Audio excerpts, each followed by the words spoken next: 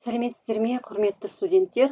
Бүгінгі тыңдайтын дәрістеріңіздің тақырыбы венерологиялық аурулардың қоздырғыштары, мерез, ауыз қуысының мерездік зақымданулары, гонококкты стоматит, хламидиоз. Жыныстық жолмен жұғатын жұқпалы аурулар әлеуметтік сипаты жағынан аса маңызды аурулардың қатарына жатады. Өйткені бұл аурулар кеңінен таралып қана қоймай, адам ағзасында жүйелік бұзылыстарға әкеледі және бүкіл қоғамға тигізетін қауіпті әсермен ерекшеленеді. Соның ішінде бүгінгі тоқталатын өзекті проблемалардың бірі мерез қоздырғышы. Мерез ауруына тоқталамыз. Соңғы 10 жылда мерез ауруына шалдыққандардың санының өскендігі байқалады. Бұлардың ішіндегі негізгі орынды балалар, жасөспірімдер және еңбекке қабілетті әйел адамдары алады.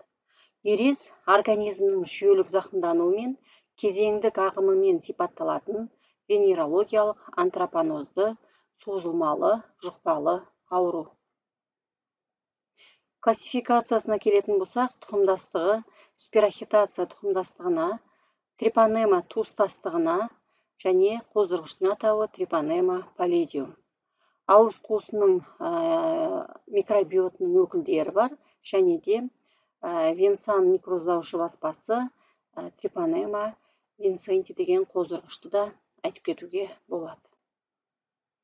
Морфологиясына тоқталатын болсақ, трипанема паллидиум 6-12 біркелкі еректелген қоздырғыш, спора, капсула түзбейтін грамша теріс, романовский гемз әдісімен бояғанда бозғылт қызыл түске боялатын еректелген бактериялар.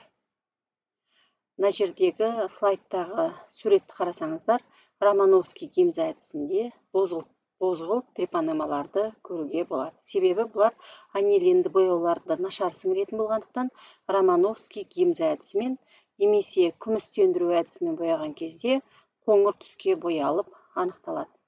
Және де иммундофлюоресценттік әдіс арқылы экспресс әдіс бойынша бұларды флюорохроммен таңбалап, жасыл сары түсті ультракүлгін сәулесінде люминесцентті микроскоп арқылы анықтауға болады.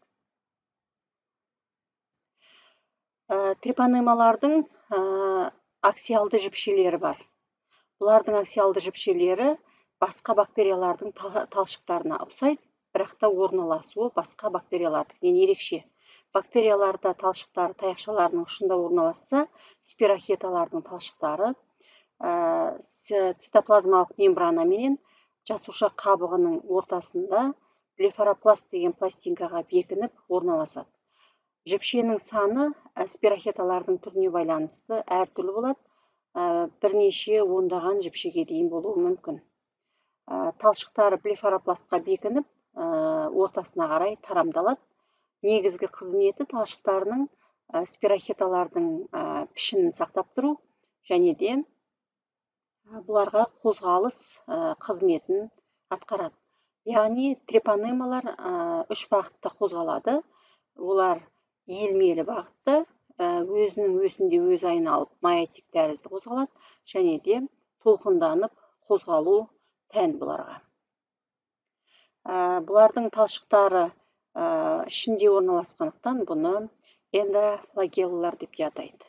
Яғни сыртында талшықтары көрінбейді. Дақылдық қасиетіне келетін болсақ, мерез қоздырғышының дақылдық қасиеті мүлдем нашар дамыған. Сондықтан бактериологиялық әдіс қолданылмайды. Қоректік ортада дақылдандырғанда ортаға бейімделіп алып, патогенділік қасиеттері жойылып кетеді. Бозғылт трипанемаларды өсіру үшін әдетте етті пептонды сорпасы бар немесе бауыр мен қоянның жұмыртқа бездері қосылған бауыр сорпасы қолданылады. Вирулентті емес штамдары қоректік орталарға талғамды, ми және бүйрек тіндері қосылған орталарда анаэробты жағдайда 35 градуста дақылданады. 5-7 тәулікте дақылын бөліп алуға болады. Әдетте бактериологиялық әдіс жиі қолданылады. Трипанема паллидиумды қояндардың аталық безіне жұқтырады да, мерездік архитті дамытады. Ол үшін Николс зертханалық штамы қолданылады. Ол жануарларға бейімделген штам болып табылады. Николс 1912 жылы нейросифилиспен науқастанған адамның жұлын сұйықтығынан бөліп алған, сондықтан сол ғалымның атына берілген штам. Бүгінгі күні бұл штамды зертханалық тәжірибелерде қолданып келеді.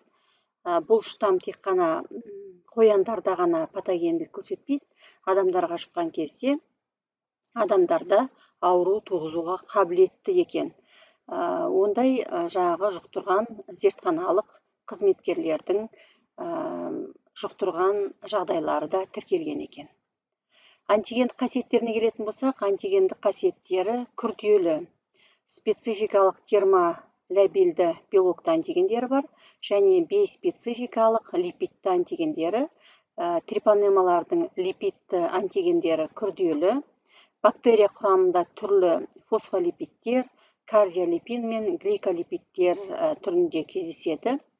Фосфолипидтер жасушаның цитоплазмалық мембранасында кардиолипиндермен бірге орналасады. Соның ішіндегі антигендік қасиетті жоғарысы кардиолипин болып табылады.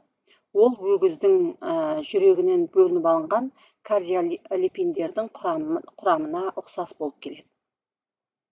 Эпидемиологиясына келетін болсақ, антропонозды ауруға жатады. Ауру барлық жерлерде тараған. 1525 жылы Сифилус атты шаруа Фракастораның алғашқы өлең жазбаларынан мерездің толық сипатымен суреттелінген әңгімелер бар.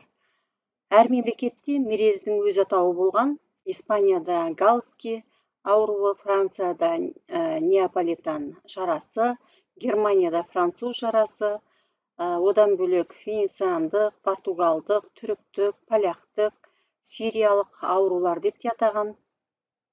Бұл ауруды ертеде монах августиндердің мәйіттерінен сүйектерінің мерездік белгілермен бұзылыстарынан байқаған. 1575 жылы венерологиялық эпидемиология дамыған, Луис Венера деп аталынған, яғни аудармасы махаббат обасы. Жұғу жолдары қатынастық жол, соның ішінде жыныстық қатынас, тұрмыстық қатынас және де трансплацентарлы, трансфузионды жұғу жолдары бар. Сыртқы ортаға төзімділігі өте төмен, кептіруге, күн сәулесінің әсеріне, дезинфектанттарға, қыздыруға сезімтал келеді. Қыздырғанда 55 градуста 15 минутта өледі, 100 градуста жылдам өледі. Тұрмыстық заттарда кеуіп кеткенге дейін жұқпалылығы сақталады. Қолайсыз жағдайларда цисталар түседі, L формаға айналады. Көп жағдайларда антибиотиктермен өз бетімен емделген жағдайда цистал формасына ауысып, латентті формаға ауысып кетіп отырады. Зақымданған патогенезі, ену қақпасы, зақымданған тері немесе шырышты қабықтың жарақаты болып табылады.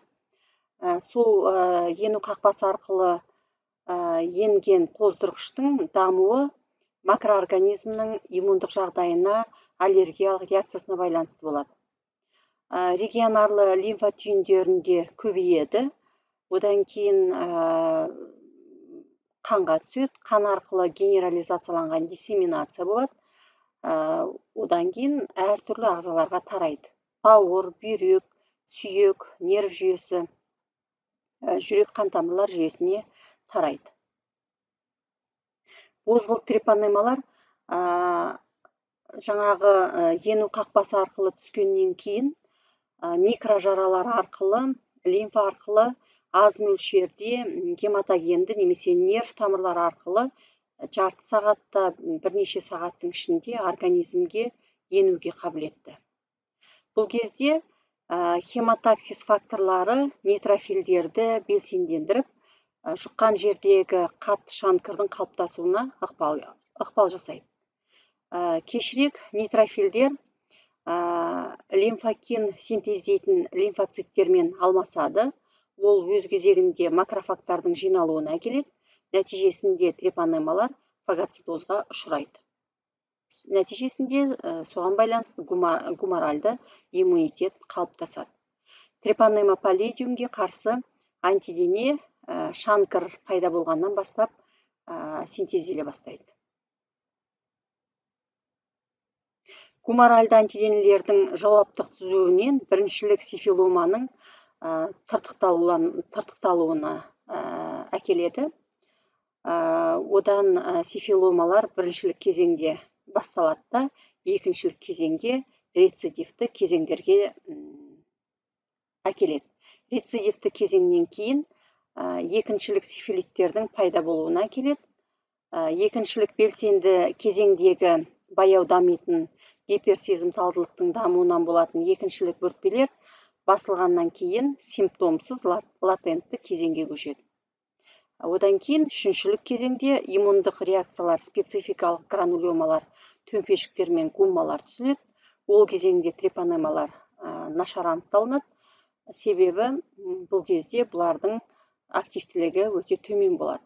Әртүрлі сифилиттердің пайда болуы, ағзалар мен тіндердің зақымдануы, тамырларда қабынулар мен некроздарға байланысты болады. Яғни жоғарыда айтылып кеткен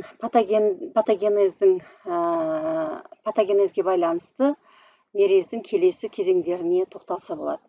Мерездің жасырын кезеңі 10-нан 90 тәулікке дейін, орташа алғанда 21-24 күнге созылады. Әртүрлі ауруларға антибиотикпен емделіп жүрген адамдарда бұл кезең ұзарады. Біріншілік кезең 6-7 апта, біріншілік аффект қатты шанкр ену қақпасында қалыптасады дедік жаңа, және регионарлы лимфоаденит дамиды. Қатты шанкр деп отырғанымыз ол папула, кейін жара немесе жиектері көтеріңкі, қою серозды бөліндісі бар, ауру сезімсіз, домалақ не сопақша, еттің түсі сияқты қызыл түсті, мөлшері бірнеше миллиметрден 1-2 сантиметрге дейін болатын, кейде бетінде тығыз қабыршақ түзетін сифилит. Пальпация жасап қарағанда, оның негізі түбі тығыздалып, эластикалық және шеміршекті консистенциялы екендігін байқауға болады. Сол шанкрдың маңайында регионарлы лимфа түйіндері қабынып, лимфоаденит дамиды. Көбінесе лимфоаденит бір жақты болады және де ауру сезімсіз болады. Лимфа түйіндерінің үлкендігі өріктің немесе грецкий орехтің үлкендігіндей болады. Екіншілік кезең 2-4 жылға созылады. Терідегі рецидивті папула, разеола, пустулалы бөртпелер, яғни бөртпелердің пайда болуымен сипатталады. Бұл кезең, біріншілік кезең аяқталар алдында 1-2 апта бұрын лимфада трепанемалар көптеп көбейе бастайды. Қоздырғыштар кеуде лимфа ағымымен бұғана асты көк тамырға түседі. Септицемия дамиды. Сол кезде науқастың басы ауырып, температурасы көтеріледі. Сүйектері, буындары, бұлшық еттері ауырып, ауру сезімдері бастала бастайды. Теріде полиморфты бөртпелер пайда болады. 2-3 айдан кейін бөртпелер басылып, қайтадан жасырын кезеңге өтіп кетеді. Инфекцияның активтелуі аурудың рецидивіне әкеледі. Онда бірен-саран қосылуға бейім бөртпелер пайда болады. Тері асты, құлақ, шүйде, құлақ маңы, мойын, бұлшық ет асты, шап маңайындағы лимфа түйіндері ауру сезімсіз ісінеді. Тері мен шырышты қабықтарда әртүрлі разеола, папула, пустула, везикула тәрізді сифилиттер пайда болады. Шырышты қабықтарда сифилиттер көбінде ауыз, тіл, ерін, жұтқыншақта болады. Олар эпидемиологиялық жағынан өте қауіпті. Ерін мен тілдегі жұтқыншақтағы сифилиттер тамақ ішкенде ауру сезімімен болады. Дыбыс байламдарын зақымдағанда дауыстың қырылдауы байқалады. Мерездік баспа кезінде бадамша бездері ісініп, қошқыл түске ауысып, контур айқындалып, нақты айқын жараны көруге болады. Ауру сезімі айтарлықтай күшті болмайды. Ауру сезімсіз өтеді. Теріде пигментацияның бұзылуы, шынайы лейкодерма, шаштың түсуі, ішкі ағзалар, нерв, эндокринді, сүйек, буын жүйесі зақымдана бастайды. Емделмегенде қайтадан жасырын кезеңге ауысып, жасырын кезеңнен үшіншілік кезеңге өтеді. Ауыз қуысының шырышты қабығының екіншілік мерезі ерін езудің кез келген жері ауыз қуысының, еріннің, тілдің, бадамша безінің шырышты қабықтарында дамиды. Олар көбінесе разеолалы сифилиттер, папулалы сифилиттер, пустулалы сифилиттер түрінде көрінеді.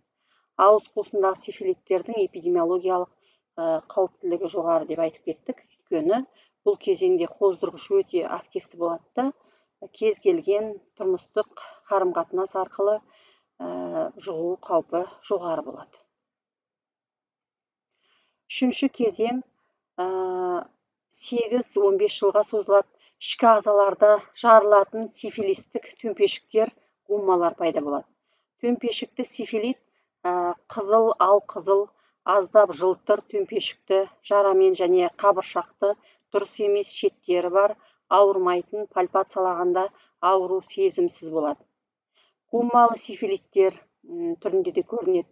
Тері асты клетчаткасында орналасатын гранулема, түйін мөлшері бөдене жұмыртқасындай тығыз консистенциялы гуммалық өзекшесі болады. Одан кейін ол жараға айналады. Көбінде бастың шашты бөліктерінде, бетте, көкіректе, балтырда орналасады. Гуммалық жаралар өз бетінше емсіз жазылмайды. Емделгеннен кейін жұлдызды тыртық қалыптасады.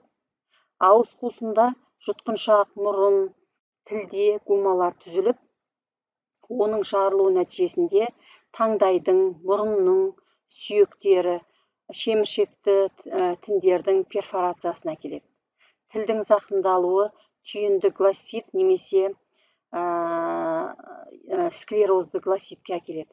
Бастапқыда тілі үлкейіп кетеді де, тыртықтану кезінде бұлшық ет талшықтары атрофияланғандықтан мөлшері кішірейіп, қатая түседі. Нәтижесінде тілдің қозғалысы баяулап, сөйлеу мен тамақ ішу қиындықтар туғызады да, сөйлеген кезде адамның сөзі түсініксіз бола бастайды. Осы кезеңде висцералды мерез дамиды 90-95%. Одан кейін төртіншілік кезеңде орталық жүйке жүйесінің зақымдануы, нейросифилис, ми мерезі, құрғақ жұлын, үдемелі салдану дами бастайды.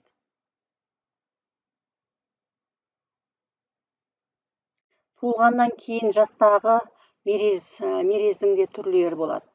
Бұл кезеңде ауыздың шырышты қабығында бөртпелер сирек кездеседі. Кейде ұрттың, жұмсақ және қатты таңдайдың шырышты қабықтарында, тіл қырларында, бадамша без аймағында ақшыл тартқан, эрозияланатын және жарылуға икем папулалар пайда болады.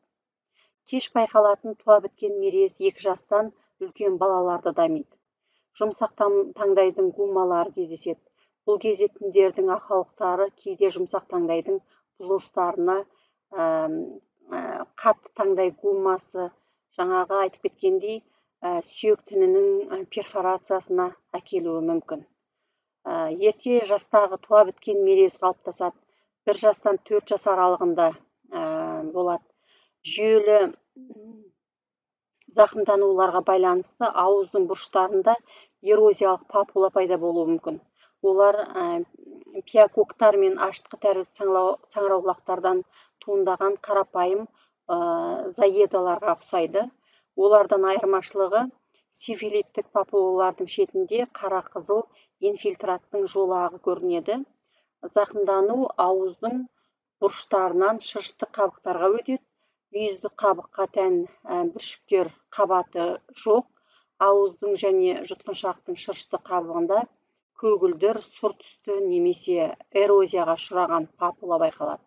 Олар жүре пайда болған мерездің папулаларынан ерекшеленбейді. Папулалы элементтер көбінесе тілде, бадамша безінде, ерін мен қызыл иектің шырышты қабаттарында кездеседі. Кейде көмейдің шырышты қабатына әсер етеді. Қырылдаған дауыс, афония пайда болады. Барлық лимфа түйіндерінде айқын емес ұлғаю байқалады. Сифилиттік папулаларда бозғыл трипанемалар көп анықталады. Иммунитетіне келетін болсақ, иммунитет мерез кезінде стерильді емес, жұқпалы иммунитет қалыптасады. Ауырып жазылған адам қайта қоздырғышты жұқтыру қаупі 100%, реинфекция дамиды. Зертханалық диагностикасында дақылдарды бөліп алу әдісі қолданылмайды деп айтып кеттік. Себебі бактериологиялық зерттеу жүргізілмейді. Бұлар жасанды қоректік орталарда өспейді. Біріншілік және екіншілік мерез кезінде зерттеу материалынан қоздырғышты микроскопиялық зерттеу арқылы анықтайды. Зерттеу материалы ретінде жара бөліндісі, шанкырдың бөліндісі лимфа түйіндерінен пунктат алынады. Серологиялық зерттеу бейспецификалық іріктеу және спецификалық нақтылаушы тесттер арқылы жүргізіледі. Бейспецификалық іріктеу тесттеріне микрореакция және оның аналогтары, яғни флокуляциялық тесттер жатқызылады. Пастерман реакциясы арқылы антиденелерді анықтайды. Спецификалық нақтылаушы тесттер бозғыл трипанемаларды иммобилизациялау реакциясы арқылы және де агглютинациялық микропреципитациялық реакцияларды қолдану арқылы жасалынады. Содан кейін адсорбцияланған сары суменен иммунды флюоресценттік реакция қойылады. Профилактикасы, спецификалық профилактикасы жоқ. Спецификалық емес профилактикасы салауатты өмір салты үшін күрес, науқастарды уақытында анықтау, емдеу, барлық донорларды, жүкті әйелдерді, ауруханалардағы науқастарды және қауіпті топтарды, нашақорлар, жезөкшелер, гомосексуалистерді дер кезінде серологиялық зерттеуден өткізіп тұру. Емі этиотропты және антибиотиктермен жүзеге асырылады. Жергілікті ем, физиологиялық ем, көмекші ем жүргізіледі. Жыныстық серіктестерін бірге емдеу қарастырылады. Стационарларда емделу керек. Аурудың жағдайына байланысты емнің ұзақтығы әртүрлі болады. Емделіп жазылғаннан соң аурудың қайталануы болмас үшін 3 жылға дейін дәрігердің қарауында қайталап тексерулер жасап отыруы керек. Маңызды болады. Келесі хламидиоз қоздырғышы. Хламидиоз тұқымдастығы хламидиация, туыстастығы хламидия, түрлері хламидия трахоматис, хламидия пневмония, хламидия пситация. Хламидия трахоматистің сероварианттары трахома, конъюнктивит, урогениталды хламидиоз, конъюнктивит, жаңа туған балалардың пневмониясы, венерологиялық лимфогранулема сияқты аурулар туғызады. Хламидия пневмонияның серотоптары пневмония, бронхиттер туғызады. Хламидия пситаций орнитоз бен пситокоз ауруын қоздырады.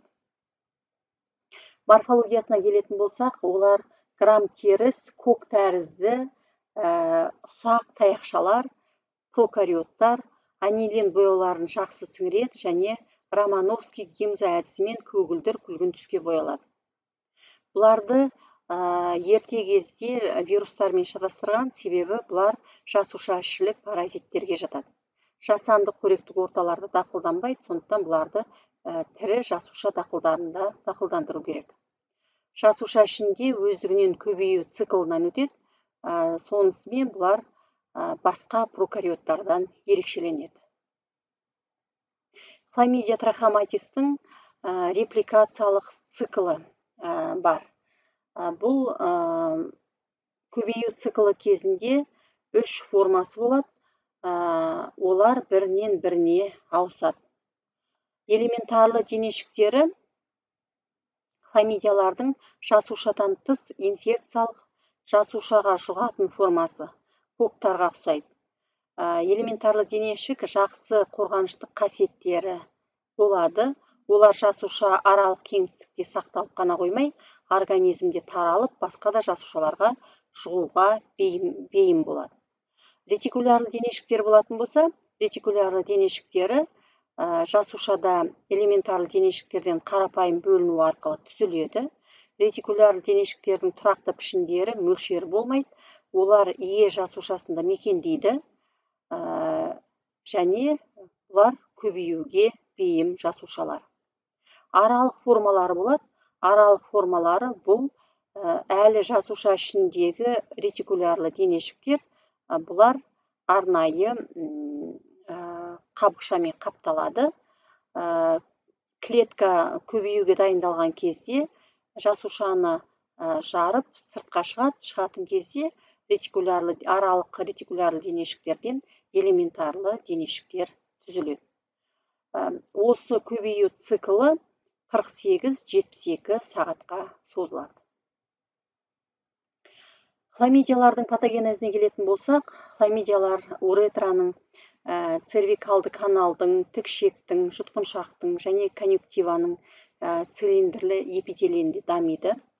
Хламидиялардың организмге ену орнына байланысты уретрит, цервицит, конъюнктивит және тағы басқа аурулар дамиды. 20-ға жуық нозологиялық формаларда хламидиялар қатысады екен.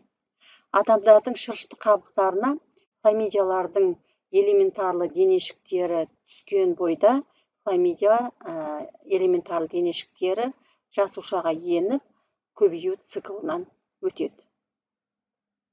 Урогениталды хламидиозды диагностикалау алгоритміне келіп тоқталатын болсақ, зерттеу материалы ретінде шырышты қабықшалардан қырынды, бөлінді, несеп және тағы басқалар алынады. Және де қан сарысуын алуға болады.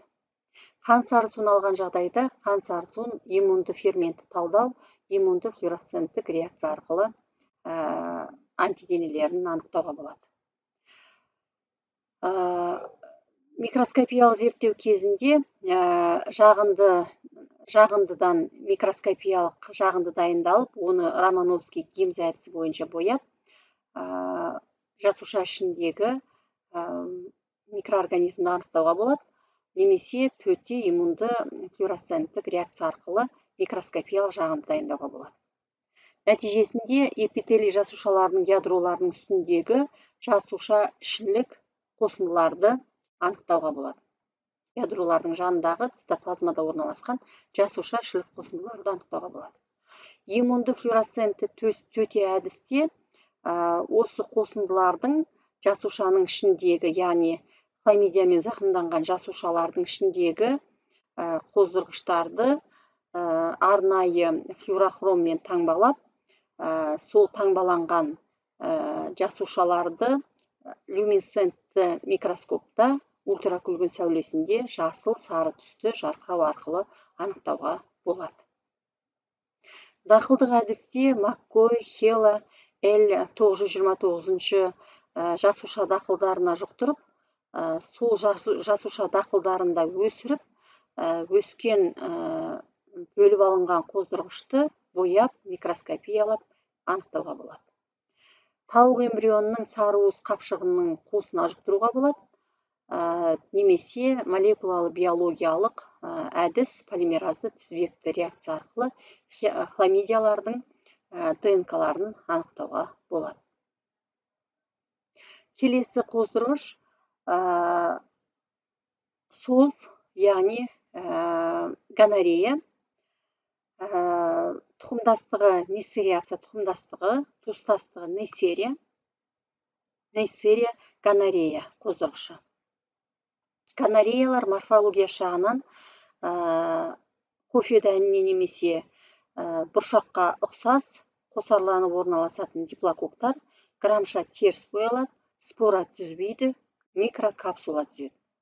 Суретте сіздер гонококтардың нейтрофилдердің ішіндегі орналасқан аяқталмаған фагоцитоз процесіндегі гонококтардың морфологиясын көріп отырсыздар. Грамша теріс боялған гонококтар. Гонококты стоматит жедел венерологиялық ауруға жатады. Ауыз қуысының жұтқыншақтың және бадамша безінің шырышты қабығының зақымдануымен, несеп жыныс жолының айқын не айқынсыз клиникалық көріністерінің дамуымен сипатталады.